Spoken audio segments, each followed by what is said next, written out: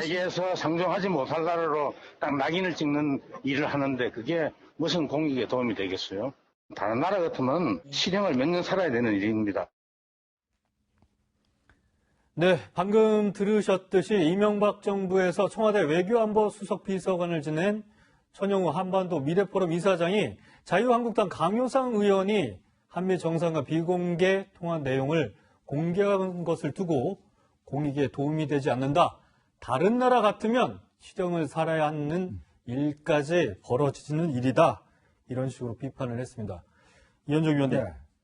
강효상 의원이 국익을 이렇게 했다. 네. 동의하시나요? 우리가 이제 보통 이제 국가 기밀이라고 이야기를 하면 보통 이제 이 국가정보원법의 보안 업무 규정이라고 해서 그게 이제 규정이 되어 있습니다. 우리가 이제 1급 비밀이라고 하면 굉장히 나라의 어떤 위해가 가해진다든지 뭐 전쟁까지 일으킬 수 있는 비밀을 우리가 1급 비밀로 분류를 하고요. 그리고 2급 비밀 같은 경우는 이제 그보다는 못하지만 그래도 우리가 NSC 상임위 같은 게 열지 않습니까? 네. 그리고 회의록 같은 거는 이제 2급 비밀에 해당이 돼요. 그리고 3급 기밀이 바로 이제 국가 정상 간의 어떤 통화 내역이라든지 이런 것들은 이제 되는데 문제는 이게 상대방이 있는 거거든요. 항상 외교에 있어서는 중요한 게 뭐냐면 상대방이 있기 때문에 사실 우리가 일방적으로 모든 걸 할 수가 없습니다. 둘이 합의가 하지 않으면 할 수가 없는데 더군다나 이 정상 간의 내밀한 통화 같은 경우는 신뢰를 바탕으로 하지 않습니까? 네. 이제 그렇기 때문에 이제 이게 상급 비밀로 하고 이제 어떤 관리를 우리가 하고 있는 상황인데 일단 대한민국 국회의원이 이 부분을 이제 노출했다는 것이죠. 뭐 일단 기본적으로는 일단 주미 대사관에 있는 이제 대사관 직원의 일단 이 문제도 굉장히 크다고 봅니다. 또 하나는 이게 이제 국회의원이 이것을 이제 이야기를 한 것인데 과연 이게 어떤 도움이 될 것인가. 물론 이게 예를 들어서 우리 국민들의 이익과 정말 현격하게 어떤 위배된다든지 뭐 그런 거라면 또 모르겠습니다만은 그러나 외교 관계라는 거는 어떤 면에서 보면 정말 국민들한테 숨겨야 될 것도 많은 것이거든요. 네. 결국 결론적으로 국익을 위해서 한다고 하기 때문에 그렇기 때문에 아마 이번에 그 강효상 의원의 어떤 저런 노출 자체는 제가 볼 때는 일단 국회의원의 본질적인 어떤 의무에서도 어긋나고 또한 내용 면에서 보면 굉장히 부적절했다 그런 생각이 듭니다. 네. 교수님, 사실 예. 천영우 이사장이 보수 외교통일이라고 그렇죠. 대표적인 인물이라고 볼 수 있는데 예. SNS에 보니까 이번 사건은 책임 있는 정당이라면 출당을 선택해야 한다고 할 정도로 아주 거세게 이야기를 했어요. 그렇습니다. MB 정권에서 외교수석까지 했던 분이고 네. 외교부 차관도 했던 분이에요. 그러니까 보수적인 성향의 외교 전문가라고 할 수 있는데 이분이 이 정도로 얘기했다고 하면 얼마나 이게 심각한 문제인지를 고민해 봐야 돼요. 자유한국당이 본인들의 정당의 어떤 정치적 이해관계 때문에 이렇게 한다고 하면 지금 네.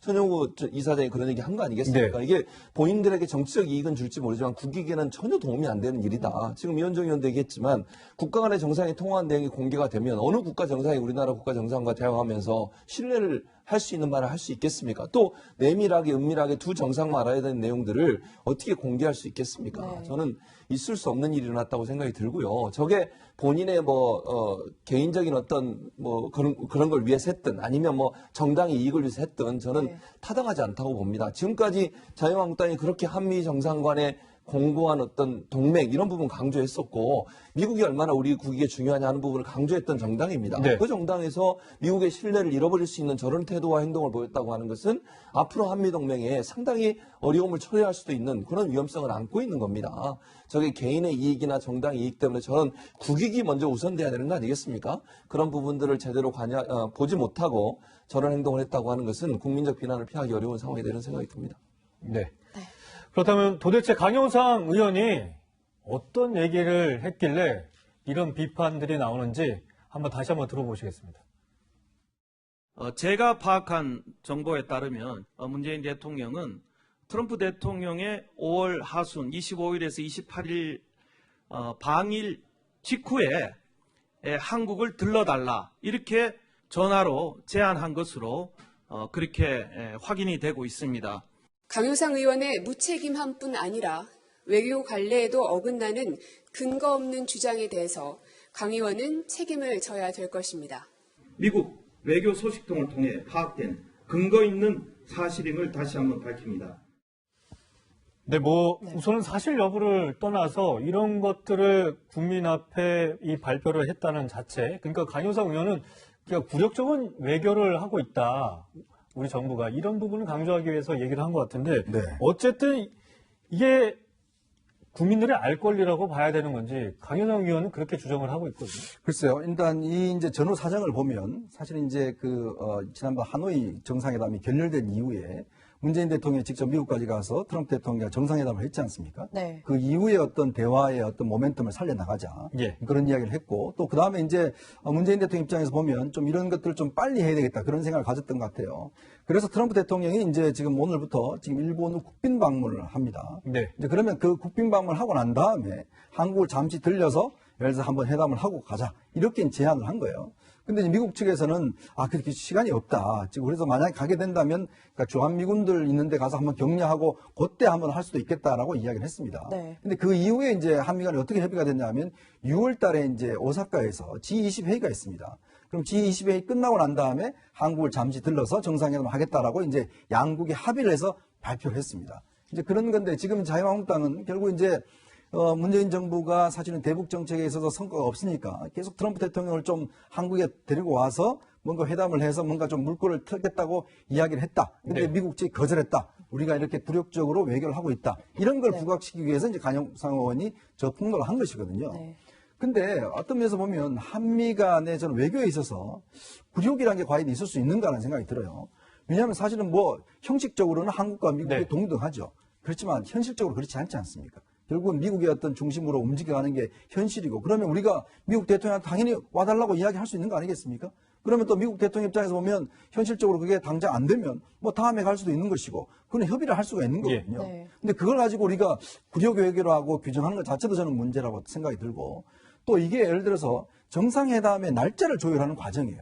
근데 그걸 과연 국민들이 알아야 될 필요가 있을까요? 어떤 면에서 보면 그런 미국과 내부적인 또 우리 내부적인 여러 가지 사정이 있는 것이고 그게 노출됐을 경우는 여러 가지 외교적인 문제가 생깁니다. 왜냐하면 미국의 대통령의 움직임은요 굉장히 국가적인 기밀입니다. 그럼 그걸 예를 들어서 사전에 노출시키는 경우는 문제가 될 수 있는 거 아니겠습니까? 네. 이제 그렇기 때문에 저는 이게 지금 강효상 의원이 과연 국민이 알 권리인지 그건 좀 저는 따져봐야 된다고 봐요. 왜냐하면 이거는 외교적으로 어떤 면에서 보면 양국 간의 합의에서 이루어지는 것인데 네. 그걸 공개하면 그럼 예를 들어서 자유한국당이 나중에 집권해서 이런 거 다 노출시키면 자유한국당이 가만히 있겠습니까? 역지사지 해볼 필요가 있는 거죠. 그렇군요. 교수님, 사실 이번 이 강요한 문제로 한국당 내부에서의 이제 좀 반응을 보자면 사실 의견이 좀 엇갈려요. 두둔하는 사람도 있는 반면에 당 내에서도 이제 비판이 나오고 있더라고요. 그렇습니다. 지금 뭐 외통위원장 하고 있는 윤상현 의원 같은 경우에 강력하게 반발을 하고 있잖아요. 그게 네. 도움이 안 된다고 얘기를 하고 있어요. 그리고 지금 이게 뭐 계속 국어를 외교니 또는 뭐 이걸 뭐 외교적 국어를 하고 있다는 이런 표현을 자꾸 쓰시는데 뭐 이걸 나경원 원내대표 그런 얘기를 하셨고요. 정권의 굴욕 외교다. 민경욱 대변인도 외교적 국어이다. 홍준표 전 대표도 정상회담 국어라고 있다. 이런 얘기 자꾸 하시는데 2014년을 돌아볼 필요가 있어요. 2014년도에 박근혜 전 대통령 집권 당시잖아요. 네. 오바마 미국 전 대통령이 4월에 아시아 순방 계획이 있었어요. 그때 우리나라를 들르지 않기로 계획이 돼 있었습니다. 네. 그래가지고 그때 우리나라를 들르지 않는다는 이유 때문에 코리아 패싱이라는 논란이 일었어요, 그 당시에. 그래서 얼마나 국민적 여론도 있었고, 그 다음에 정당에서도 그렇고, 청와대도 그렇고, 얼마나 열심히 뛰었는지 몰라요. 그 당시에 청와대가. 그래가지고 어찌어찌해서 결국은 잠깐이라도 들릴 수 있도록 4월 20일인가요? 제가 정확히 날짜는 기억 못해요. 4월에 2014년 4월에 한국을 잠깐 들렸다 가는 걸로 결정이 났어요. 예. 그리고 나서 대변인 발표, 뭐 정당의 발표 내용이 뭔지 아십니까? 외교적 성과다. 이렇게 발표했었어요. 그 당시에 지금 자유한국당 전신인 새누리당인가요? 새누리당 정당에서 그렇게 했던 정당이 이제 와서 미국 대통령 우리나라 방문 좀 해달라고 요청한 게 그게 국어 외교입니까? 저는 그렇다고 보지 않습니다. 가능한 한 한미 동맹을 강화해서 우리 정부가 얻을 수 있는 부분이 많이 있다고 하면 그걸 대통령이 해야 되는 거 아니겠습니까? 또 일본까지 왔는데 우리나라 잠깐 들려서 상징적으로도 우리나라와 한미 정상회담을 하고 지난번에 뭐 전화통화 몇 번 했나 가지고도 얼마나 야당이 또 공격을 했습니까? 네. 네. 그런 차원과 지금의 차원이 너무 다르기 때문에 이런 식으로 하시는 것은 그 한미 동맹을 하지 말라는 거냐? 이런 불만과 그런 어떤 걱정이 나올 수 있는 그런 대목이 아닌가 이런 생각이 듭니다. 근데 뭐 지금 말씀하신 것처럼 이제 뭐 굴욕 외교다 이 자유한국당 내부에서도 그런 얘기는 나오지만 또 다른 한편에서는 이런 얘기도 있더라고요. 윤상현 이제 외교통일위원장 같은 경우에 자유한국당 소속이죠. 네. 이 당파적 이익 때문에 국익을 해치는 일을 해서는 안 된다. 또 홍준표 전 자유한국당도 한국당 대표였죠. 국익 운운하면서 비난하는 행태는 비정상적, 도와주기 싫으면 자중이라도 하기를 바란다. 이런 식으로 이제 반응을 나타내고 있습니다. 그런데 이현정 의원님, 네.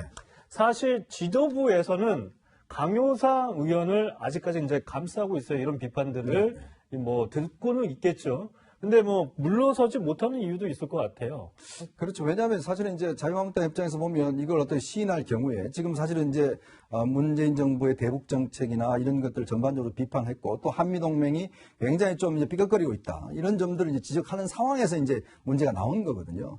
저는 뭐 그 부분은 충분히 야당이 지적을 해야 된다 봅니다. 즉 한미 관계가 지금 문제가 생겼다는 것은 뭐 다 아는 사실이고 또 그걸 어떤 면에서 보면 우리 정부가 회복해야 되는데 이제 그런 관계 속에서 나온 문제인데 네. 문제는 이렇게 예를 들어서 정상 간의 통화를 이렇게 막 공개함으로 해서 과연 공개가 해야 될 것이냐. 이건 좀 네. 다른 문제 같아요. 그러니까 예를 들어서 우리가 뭐 야당이 이제 미국 가서 미국의 여야 의원들을 만나서 대화를 한다든지 뭐 여러 가지 방법을 통해서 충분히 할 수 있는 거거든요. 네. 근데 이 문제는 이렇게 돼버리면 예전에 어떤 일이 생겼냐면 하노이 회담이 있은 다음에 그때 우리 정부 같은 경우는 이 회담이 결렬될 줄은 몰랐어요. 그리고 또 회담 이후에 그러면 트럼프 대통령이 요구했던 핵시설이 뭐냐? 이걸 거의 우리가 전달 못 받았습니다. 예. 예를 들어서 일본 같은 경우는 제가 알기로는 아마 그 내용들을 좀 입수를 했다는 걸로 알고 있어요. 그거 왜 그러냐 하면 미국 쪽에서 한국 정부를 못 믿는 겁니다. 즉 여기는 예를 들어 정보를 주면 다 공개가 된데 버린다는 생각을 갖고 있는 거예요. 그러니까 한참 동안 우리 정부가 도대체 그 회담에서 무슨 일이 있었는지 어떤 일이 있었는지도 파악을 못해서 굉장히 오락가락한 적이 있습니다. 그렇다면 이게 어쩌면 쌓이면 한국 외교에 대한 불신으로 사실 이어질 수 있는 거거든요. 그러면 미국의 외교관이나 미국의 정보기관이 우리 정부를 향해서 과연 그러면 협의를 하겠습니까? 뭐 한국의 정부에 노출되면 다 노출돼 버린다. 한국의 국회의원들은 다 그러면 공개해 버린다. 이렇게 돼 버리면 안 될 네. 거거든요. 그러니까 어떤 면에서 보면 야당이 비판해야 될 점은 저는 충분히 있다고 봅니다. 그러나 그 내용 자체를 이렇게 어떤 정상만 통화를 물론 이제 국회의원들은 입수할 수 있는 위치는 네. 있어요. 네. 그걸 다 공개함으로 해서 해버리면 결국 나중에 본인들이 집권했을 때도 굉장히 부메랑이 될 수 있다. 그런 점을 좀 지적을 하고 싶습니다. 네, 결국 민주당은 어제 강효상 의원을 외교상 기밀 누설로 이제 검찰에 고발을 했는데요. 그런데 이제 한 방송에 출연을 했던 이 당의 정청래 전 의원의 한 방송이 또 논란이 되고 있습니다. 교수님, 작년 1월이었던 것 같아요. 한 예. 종편에 출연을 해서 이제 한미 정상 간 통화 내용을 언급한 게 알려졌는데 예. 좀 제가 간략하게 봤었는데 예. 둘이 뭐 한미 정상 둘이 통화한 것을 내가 이제 원 자료를 가지고 있다라고 정 의원이 얘기를 한 게 또 갑자기 논란이 됐어요. 그렇습니다. 이게 이제 출처가 어디냐 이렇게 될 수밖에 없는 거잖아요. 예. 만약에 이게 한미 정상회담의 노 데이터를 가지고 있다고 하면 이거 자체가 상급 비밀인데 유출된 경위가 파악이 돼야 되는 거 아니겠습니까? 네. 그런 점에서는 논란이 충분히 될 수 있다고 봐요. 다만 이제 이 부분은 사실관계를 확인해야 된다고 생각이 들거든요. 네. 정청래 의원이 정말 그걸 갖고 있었는지, 갖고 있었다면 어떤 루트를 통해서 받게 됐는지 하는 부분. 그 만약에 이 건도 외교부나 아니면 다른 어떤 국가기관에서 네. 불법적인 방법으로 이걸 유출했다면 그건 문제가 될 수 있죠. 충분히. 저는 그렇다고 보고요. 또 하나는 이제